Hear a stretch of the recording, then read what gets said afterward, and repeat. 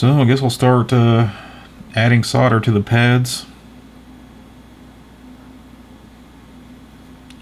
It wouldn't kill me to put some flux on each of them before I do that too, just to help.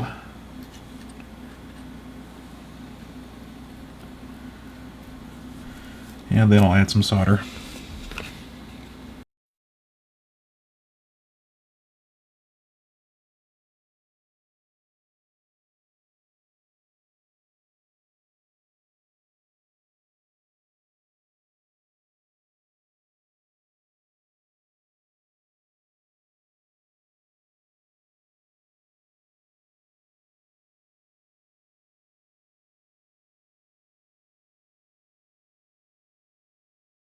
So according to my chart, I've got two 100s, but one of them is this one. So I got one 100, sorry, right there, and then two 47s, which are here and here, and then one 1 microfarad right here, and then basically 36 10 microfarads everywhere else. Looks like right here maybe those are supposed to be bipolar, which the ceramic cap is bipolar, so, or non-polar. So yeah, I'm gonna have to count out 36 10s, and whew, it's gonna be a minute.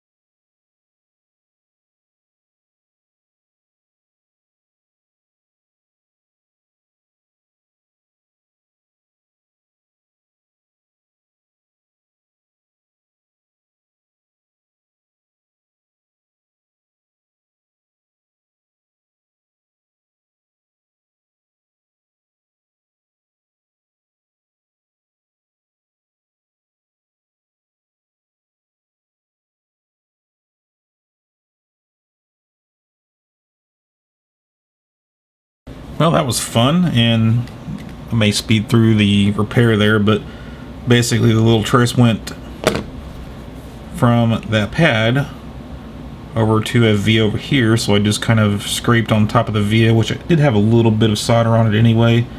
Scraped away, put some flux on it, heated it up, got some more solder on it, and then I just aimed the capacitor right at it and made sure it wasn't sitting on the other trace over there, just in case it was a little bit exposed as well. So now let's get a hold of these couple of through-hole caps here.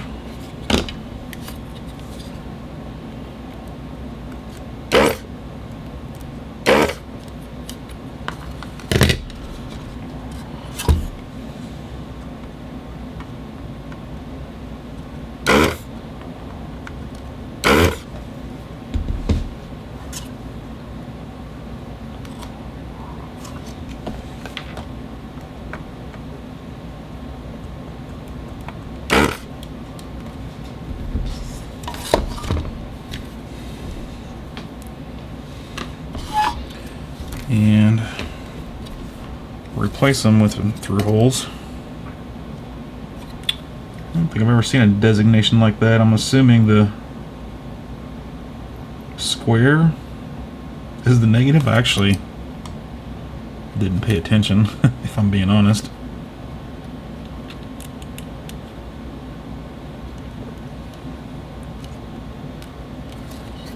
So I could actually just check continuity.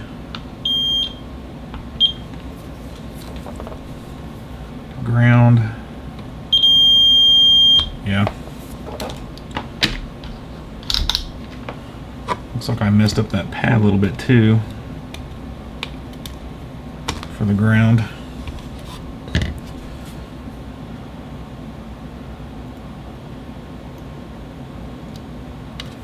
Same with that one, it's just got a square for the ground. This one's more obvious since it's ground right next to it. Ground plane.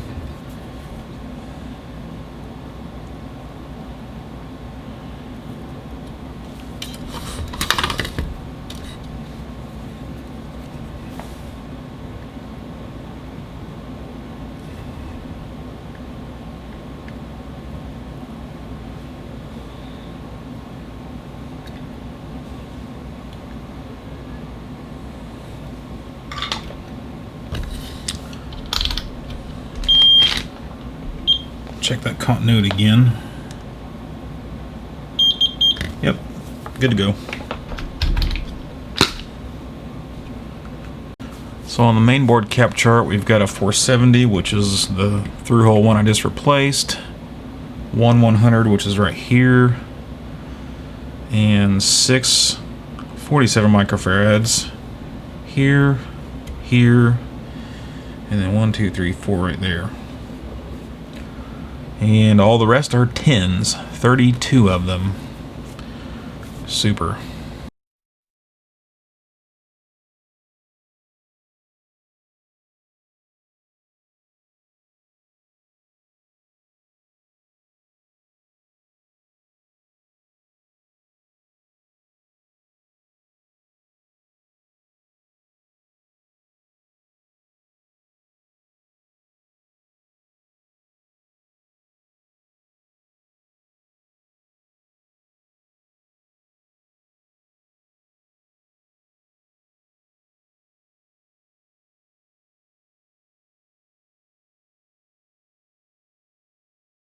Alright, so I've got 2 caps left, and that's the ones that both pads were pulled. What's interesting though is, looks like, what do we got? 315.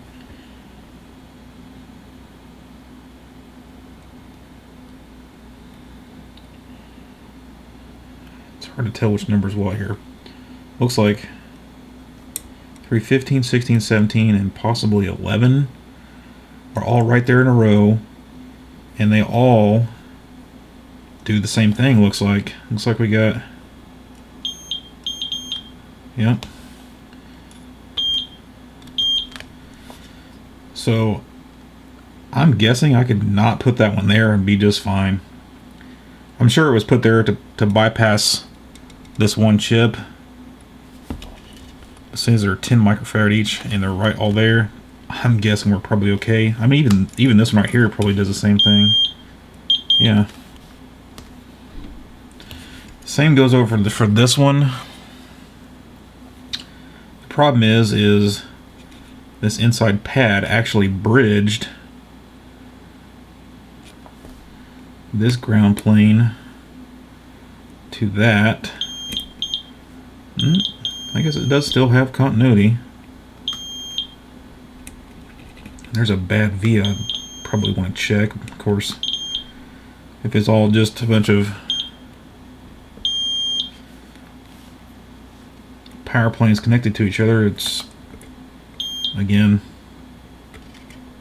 probably won't miss it.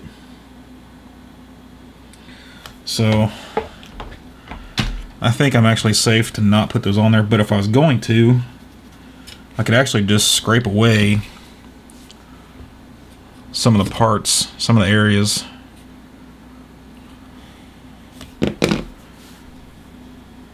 Of ground plane and power traces, and just put that ceramic cap across the two. I mean, because that's all they're doing down here and right there.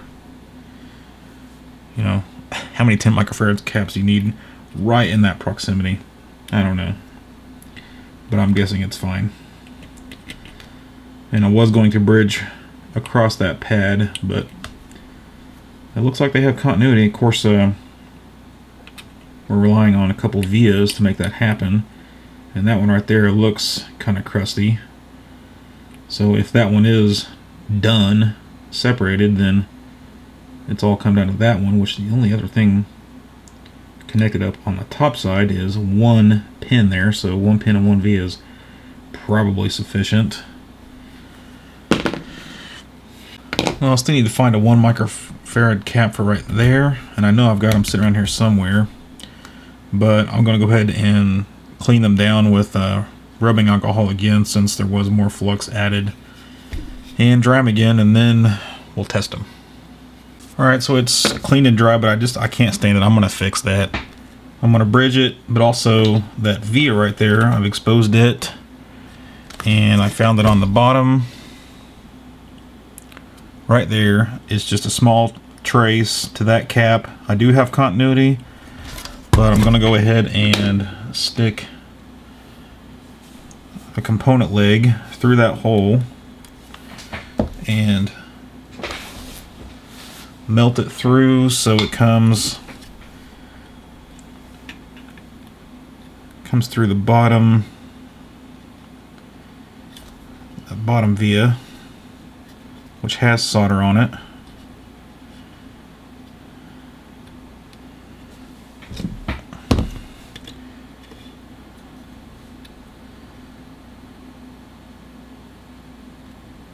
Maybe.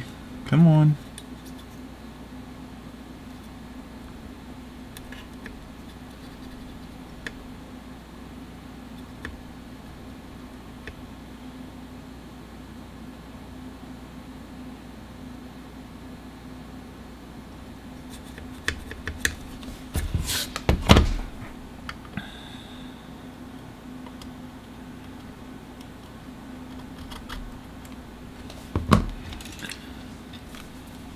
Guess it just wanted to come through on this side, huh?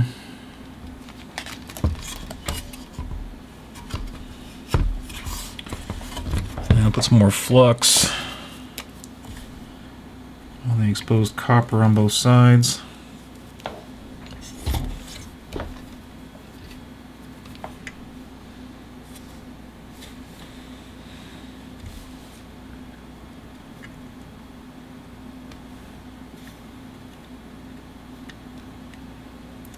And then I can just lay that component leg down, just like so.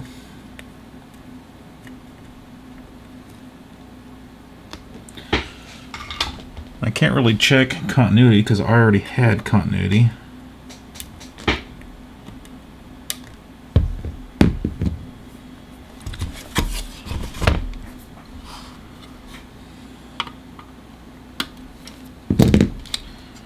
But that will ease my mind about that via possibly corroding at some point. I know it wasn't critical, but now we know for sure. Well, it's a good thing I'm checking. I've already found a trace. Looks like it goes underneath C302, pin 32 of the 68,000 chip. Does not come over like it's supposed to. It looks like it's right there that it loses continuity. So that's something to look for, is look for traces that go under or around caps that leaked, because they could be bad. So I need to fix that one too. Alright, so a bit of an ugly fix, and I found it goes way over here to pin 3 of the EEPROM. But it's there, so that's good. And we got another one next to C129. There's 3 small traces that run right beside that, but it's actually the middle one that doesn't have continuity. And it comes from a via way down here and goes to a pin way up here. So, a little unsure how I'm gonna fix that one. I got a via down here, but I mean, just a fraction of an inch that's not conducting right there next to that cap. Well, I don't want to risk making it worse, so I'm going for a part of the trace that's very exposed, which is right here, because this is just way too close quarters with the other traces. And the inside one kind of has a little bit of exposed copper on it too. And then I'm going to go for that via down there. And I've put some solder on both, so they took. So let's see if we can make this happen. Well, accepted the solder. And I went to pin, if you can see that. And zoom out just a little bit here. From this pin, sure I got the right pin here. Went down to a pin way down here, and there it is. So the repair was successful, and I removed that cap so I can make the repair, and I'll put it back and keep looking for more shit that's wrong. Well, I've been all around the little board, and the only one I can find is this trace right here on this cap that pulled that pad off. I was able to solder to that via, and that pad stayed, but the trace right in there was open, and it goes over to that via. I'm hoping I got enough in there to actually just solder something on there. Well, that last one was a fairly ugly repair, but I believe I'm ready to start testing just to see if the damn things work still. Well, I pulled out one of my old LaserActives out of storage that was working when I put it away, so hopefully it still does, but it had a Sega Pac in it as well. It will obviously need recapped, and I've got these two packs together just enough for testing. I don't have the back panel and the main cover on it. I don't think it'll matter. Pretty high hopes that the N1 will operate okay.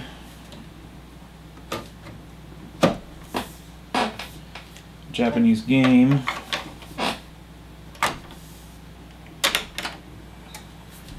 Boom, right away, it's already booted.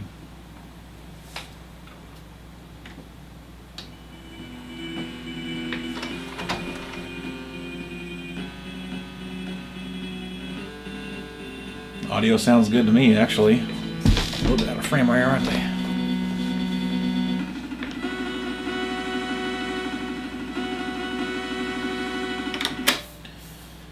So, oh no. I think the eject must be pushing on something that I didn't install.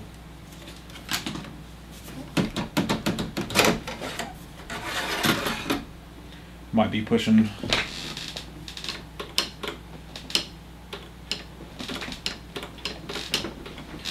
Well, it doesn't show anything.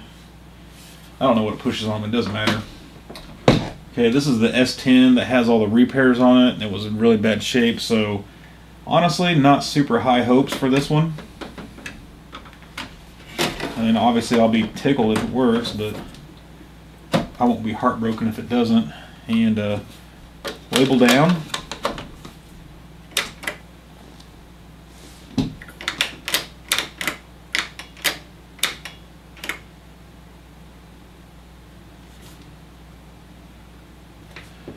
I wonder if I've already killed some of the fuses in the power supply, because I don't seem to be getting the power on over here.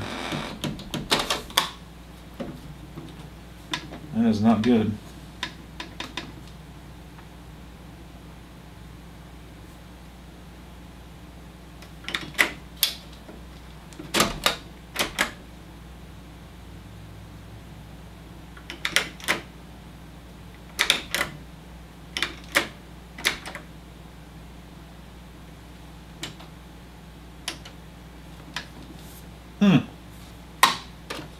Well, I'd hate to think that I killed another LaserActive, but it's possible that I did.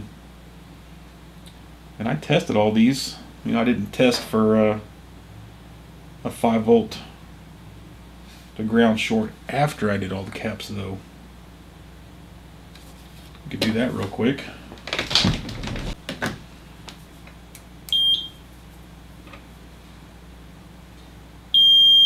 Huh. I do. I have a short from 5 volt to ground. That is super weird. I have to figure out where that's happening. Actually, I could take off the subboard and retest. No, it's on the main board. Well, I should say the main board has a short. It's possible that I have 2 shorts. Nope. Subboard is fine. So I need to tear back into that one. Alright, so I pulled out another LaserActive, and I don't remember this, but this is a Japanese unit. From the front, I don't know that there's really any clues. I don't remember if that little symbol was on the American one or not, but on the back, like, it's just all Japanese writing, other than the typical but it does say it's 100 volt, so that's pretty obvious clue right there. So I'm gonna stick in the S10 pack.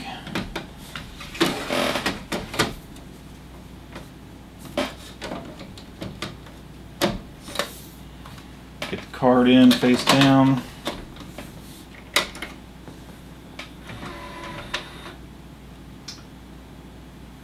I'd say that's a no-go already, actually.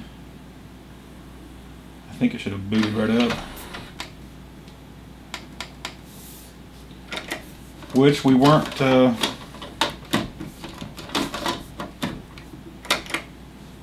very hopeful for this pack anyway, after all those repairs and the capacitors being so bad on that thing. But just to make sure it's not the laser is, pop the N1 back in, since I know it was working.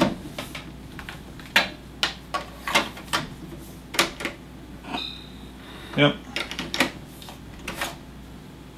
Okay, so I mean, these things are fairly expensive these days. I couldn't tell you last time I bought one, but I know I bought this one as is, untested. Which now I'm thinking they probably did test it and it didn't work. But I could use it as a parts unit, I guess. I don't know if I want to put a ton more time into it. I mean, I looked pretty hard for traces that weren't there. So I don't know. I definitely have. I mean, I've got 3 more Sega packs sitting here, and I know I've got 2 more there. Might have another, who knows, 3 or 4 in there. Because I tried to store them in the LaserActive just for space savings. But like, I pulled this one out and it didn't have a pack, and I knew that, so I had bought some and just put them in a different box. But I don't want to. I don't plan on taking video of every single one of them. But obviously the lesson here is to check for shorts on your packs before you put them back into LaserActive, or you'll blow some IC protectors again.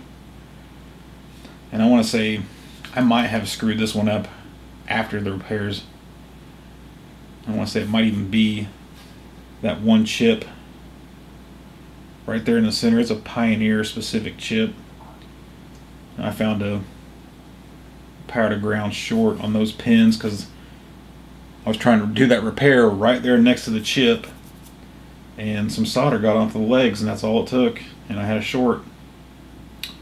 Wish I would have checked it before I put it in the LaserActive, but the LaserActive should be fine, you know, if it is a fuse, no big deal. But trying to get that chip off there and test it into a different one, that's not likely to happen. I could test the subboard on a different pack, and I might do that just to make sure that the subboards are okay, but I don't know.